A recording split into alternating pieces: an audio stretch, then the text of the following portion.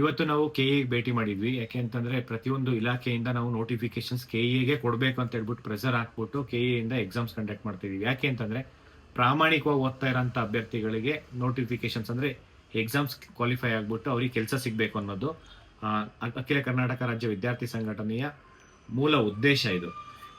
ಇದು ಇವತ್ತು ನಾವು ಏನು ರಾಜ್ಯ ಮಾಲಿನ್ಯ ನಿಯಂತ್ರಣ ಮಂಡಳಿ HK ಮತ್ತೆ ನಾನ್ HK ನೋಟಿಫಿಕೇಶನ್ಸ್ ಅಂದ್ರೆ ಪೊಲ್ಯೂಷನ್ ಕಂಟ್ರೋಲ್ ಬೋರ್ಡ್ ಇಂದ ಸುಮಾರು 152 ಪೋಸ್ಟ್ ನಮಗೆ FD ಇಂದ ಅಪ್ರೂವಲ್ ಆಗಿದೆ. ಮತ್ತೆ ಡಿಪಾರ್ಟ್ಮೆಂಟ್ ನಾವು ಕಂಟಿನ್ಯೂಸ್ ಆಗಿ ಎಫರ್ಟ್ ಒತ್ತಡ ಹಾಕಿ ಕೆಇಗೆ ನೋಟಿಫಿಕೇಶನ್ ಕೊಡೋ ತರ ಇವತ್ತು ಕೆಇ ಹೋಗಿ ನಾವು ಮನವಿ ಮಾಡ್ಕೊಂಡ್ವಿ. ನೋಟಿಫಿಕೇಶನ್ಸ್ ಬಂದಿದ್ರೆ ಇಮಿಡಿಯೇಟ್ ನೋಟಿಫಿಕೇಶನ್ ಮಾಡಬೇಕು ಅಂತ ಹೇಳ್ಬಿಟ್ಟು.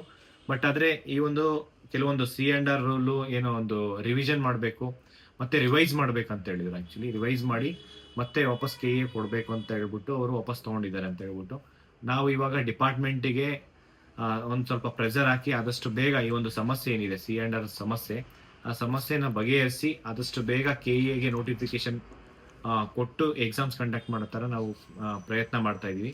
ಇದಕ್ಕೆ ಸಹಕರಿಸಿದಂಥ ಎಲ್ರಿಗೂ ಕೆಇ ಇರ್ಬೋದು ಮತ್ತೆ ಸ್ಟೂಡೆಂಟ್ಸ್ ಯಾರೆಲ್ಲ ಬಂದಿದ್ರೆ ಎಲ್ರಿಗೂ ಧನ್ಯವಾದ ತಿಳಿಸ್ತಾ ಆದಷ್ಟು ಬೇಗ ಇವಾಗ ನೋಟಿಫಿಕೇಶನ್ ಮಾಡಿಸೋ ಅಂತ ಪ್ರಯತ್ನ ಮಾಡ್ತೀವಿ. ಎಲ್ರಿಗೂ ಒಳ್ಳೇದಾಗಲಿ. Thank you so much. ನಮಸ್ಕಾರ.